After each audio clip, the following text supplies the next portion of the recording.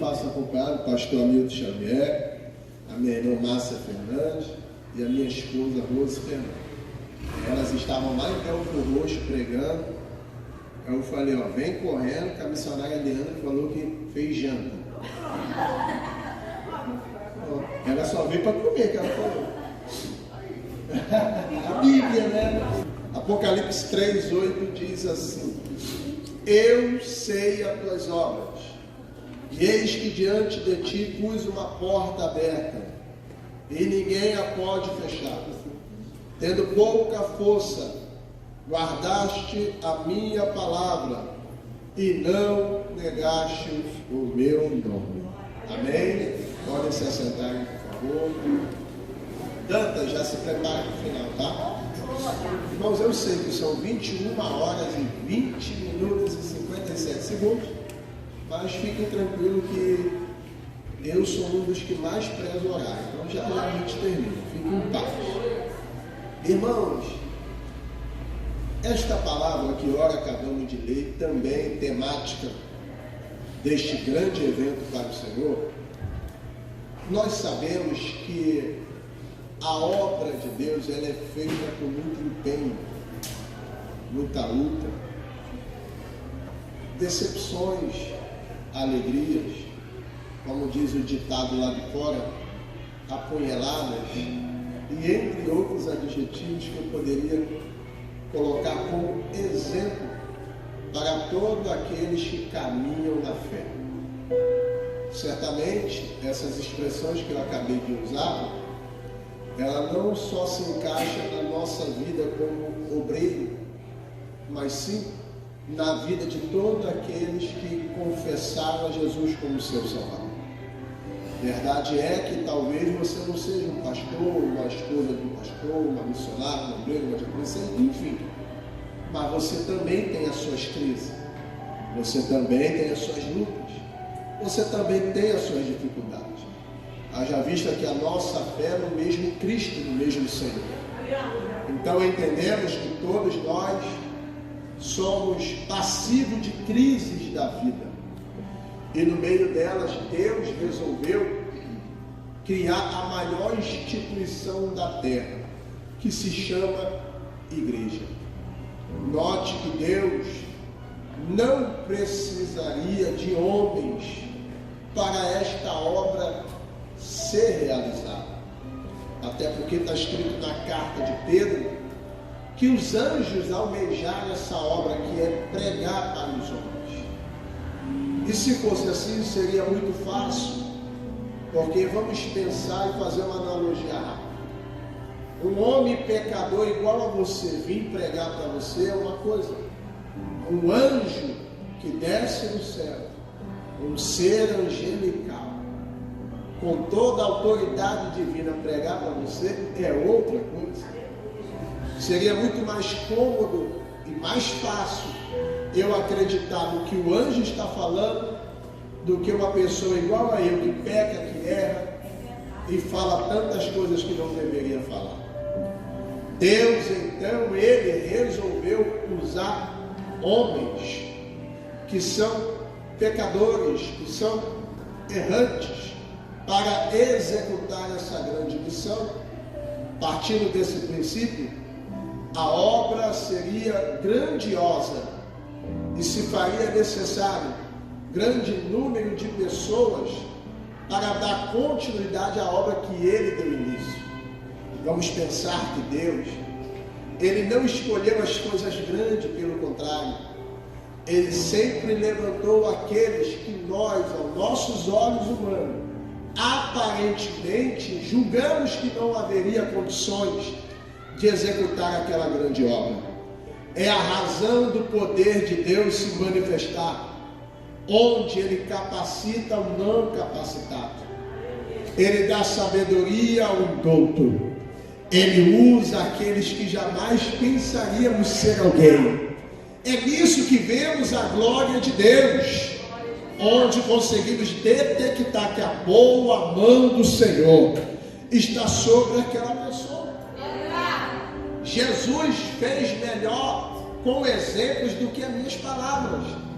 Ele começou o seu ministério pregando que o reino de Deus é chegado no meio dos homens.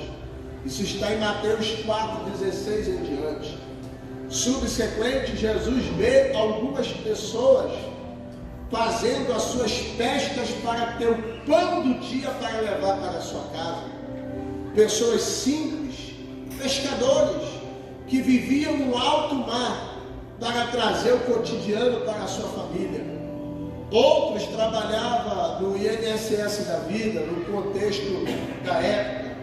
Outros trabalhavam, aleluia, de outras maneiras, mas enfim, eram pessoas simples, eram pessoas humildes.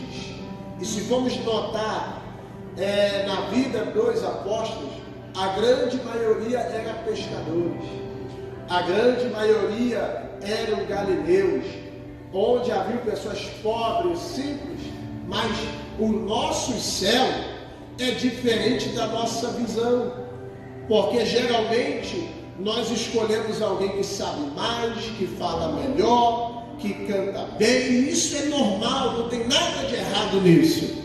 Mas quando Deus quer levantar, Ele não se priva a isso, Ele não se prende a isso. Ele vai usar quem sabe e quem não sabe, Ele vai dar autoridade a quem sabe e quem não sabe, porque a obra é dele, todo mundo é útil dentro dela. Então Jesus vai chamando André, vai chamando Pedro, vai chamando Tiago, vai chamando João, vai chamando Natanael, vai chamando Judas, vai chamando Levi, e assim por diante, homens simples que Ele capacitou para dar continuidade a esta obra. Irmãos, isso é um privilégio muito grande, porque a instituição que nós estamos, somos apenas o mordomo dela, mas o fundador é o nosso Cristo, e nós estamos aqui dando uma continuidade a esta grande obra, e você faz parte dela. Com muito respeito, olhe para o vizinho mais bonito que estiver no seu lado, ou a mais bonita. Isso. Olhou? Agora, se for feio ou feio, olha para o outro lado. Isso. Se o pastor José disse de olhar para o outro lado, dorme no sofá hoje, né? Já sabe, né? Com certeza, né? Ei, escute. Diga para ele assim: Deus te escolheu para uma obra. Aleluia. Ei, Deus, nesta grande obra, Ele selecionou pessoas para dar continuidade a ela. E Ele nunca nos isentou que nesta grande obra que fomos inseridos, não haveria dificuldade. Pelo contrário, haveria muitas. Mas Ele falou assim: olha, eu vou para o Pai, mas enviarei outro Consolador. Ele está dizendo: as crises haverão no caminho de vocês, mas vocês não estarão só, porque eu estarei convosco. A obra é feita de guerras, de espinhos, de crise, mas eu ouvi aqui que no meio delas Deus nos ensina, Deus nos faz entender a sua vontade. E é tão fato que um dia Jesus está lavando os pés dos discípulos, e Pedro olhou para Jesus e disse: é eu que tenho que lavar teu pé. Jesus falou: se eu não lavar o teu pé, tu não tem parte comigo. Aí Pedro falou: então não lava só o pé, me dá logo um banho. Aleluia. E o discípulo, sem entender, Jesus vai dizer: o que eu faço agora vós não entende, mas daqui um tempo vocês entenderão. Aleluia. Talvez essa crise, essa guerra, essa dificuldade é simplesmente sem explicação em primeiro momento, mas quando a obra ser executada, nós iremos entender tudo, os porquês serão respondidos, e no final exaltaremos ao Senhor e iremos gritar: valeu a pena! Valeu! Glória a Deus! Nada é em vão.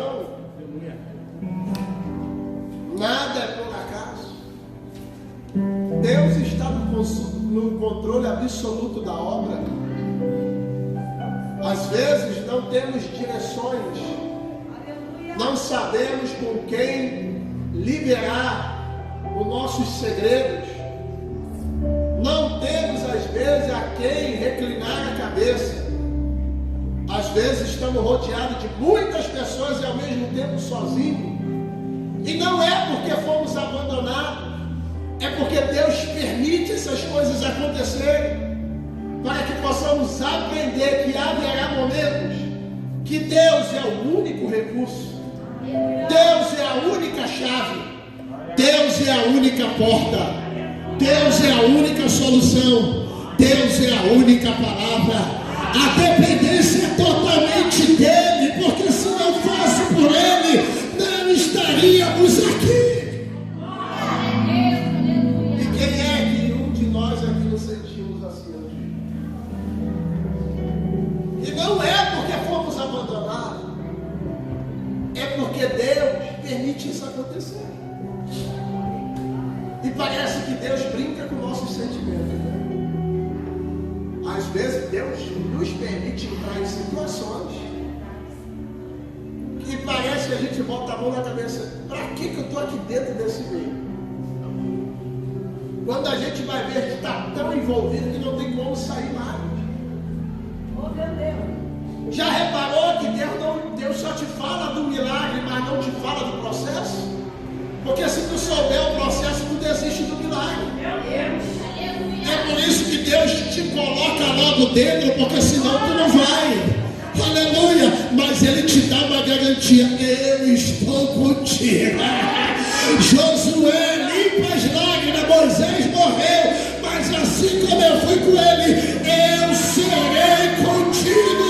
Aonde tu botar a palma nos pés, eu te darei para a glória do nome de Jesus.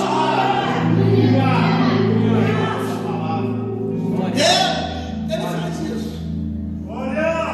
Essa igreja também começou assim, com muitas crises, dificuldades. Nela havia os que diziam ser, e os que não diziam ser, o céu dizia ser. Onde Deus falou, ninguém precisa dizer que faz, porque eu sei a obra de cada um. E isso aqui já vai de encontro àquelas peças e coreografia, né? Quer dizer, bota até Jesus ali dizendo, alguém apresenta, o que tens para me apresentar? E o texto diz que Jesus já conhece tudo. Aleluia! E Jesus no texto está falando, tendo pouca força, guardaste a minha palavra. E o episódio vai dizer que para estes que guardaram a palavra, ele está dizendo assim, ó, eu tenho a chave e eu tenho o poder de abrir a porta. Escute isso, irmão, por favor. Nosso Deus, Ele é tão grande, tão maravilhoso, que Ele está dizendo que Ele é totalmente encarregado da obra. Eu chego aqui, eu já acompanho há alguns 4 para 5 anos esta obra, e a primeira vez foi lá no Meriti, onde o pastor Paulo citou. Com muita guerra, olha como é que a obra está crescendo. Se fosse homem, o pastor José de Assis, pastor Paulo, as vossas esposas, o pastor presbítero Bruno, já tinha chutado o balde e desistido há muito tempo. Mas estamos debaixo de uma promessa. Estamos debaixo de uma palavra que Deus falou para a nossa missionária, para o seu filho, que a obra teria continuidade, muitas almas seriam salvas, e nós estamos debaixo dessa palavra. Entra ano, sai ano, é barreira se levantando, é um Golias se levantando, é uma crise acontecendo, a gente chora aqui, aleluia, se encosta ali, Jesus dá ânimo ali, aleluia, no meio de trancos e barrancos, mas a gente está indo, estamos prosseguindo, meio, aleluia, sem força, mas é aí que Deus dá graça para a obra continuar. Para os homens somos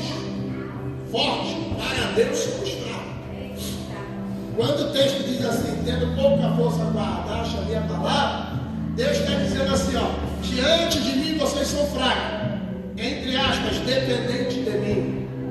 Para os homens, vocês são fortes, porque eu estou na retaguarda enviando vocês. Aleluia! Tu entende isso? Não estamos aqui porque falamos bem, estamos aqui porque Ele nos levantou. Não estamos aqui porque pregamos bem, dirigimos bem. Estamos aqui porque estamos totalmente dependentes dEle. Pouca força, mas gigante, porque Ele nos capacitou.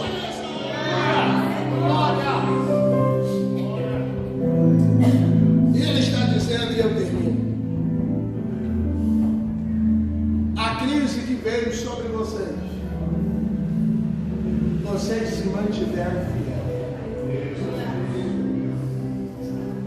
E é aqui que está a autenticidade de um cristão. O tempo passa, mas ele mantém o foco na coroa. A crise aperta, mas ele não perde a coroa da sua visão. Quando fala pouca força, fala, vocês suportaram tantas coisas, mas não perderam a visão da promessa e da minha palavra. E é de fato isso que acontece na nossa vida. É tanta guerra, irmão. É tanta guerra. Hoje, nos usos e costumes da igreja, está fácil servir ao Senhor através da igreja. A galera da antiga aqui sabe, né? Sabe do que eu estou falando. Mas, tirando isso, servir a igreja de Cristo não é fácil. Já reparou que a igreja é a mais perseguida do mundo? Porque é a única que confronta o homem? É a única que confronta a mulher? Chegou aqui, tem que ser marido de uma mulher só. Chegou aqui, tem que andar como a Bíblia manda. Chegou aqui, não xinga mais. Chegou aqui, compra, paga. Aleluia! Chegou aqui, só chama a esposa de bonitona. É assim que funciona. Jesus confronta as outras, não. Aqui é diferente. É diferente. É por isso que nós somos perseguidos e muitas das vezes encurralados na parede. Com pouca força, mas suportando. Com pouca força, mas resistindo. E escute-me, tem diabo que não sai, nem você fazendo 306 cafeiras no morro, chamado monte. Tem diabo que eu posso fazer toda a quinta-feira aqui, eu pregando e o Dantas cantando e o Reuel também, gritando aqui na cabeça do cão, e o diabo não sai. Mas tem demônio, irmão, que só sai você resistindo. O irmão de Jesus, Tiago, escreveu: resistindo o diabo, ele ataca, mas eu não cedo. Mesmo com pouca força eu resisto. Oh glória! E permaneço de pé. Tu entendeu isso? Aleluia! Ele só coloca o prato. Quem se lambuza no pecado é a pessoa. Mas eu vim aqui gritar, tendo pouca força, resista!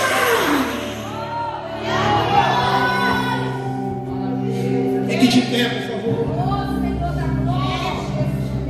O livro vai ser apenas um papel. Entendeu a diferença? Se Deus não der a chave, porta nenhuma se abre. Oh glória! Pedro, eu te dou as chaves do reino. Oh glória, o que tu ligar na terra, eu ligarei no céu. Levante as duas mãos ao céu. Apenas, por favor, eu quero abençoar a sua vida. No nome de Jesus, Senhor, nesta noite, neste momento festivo, são 20 anos te adorando, 20 anos te glorificando, 20 anos te exaltando. Vai valer a pena.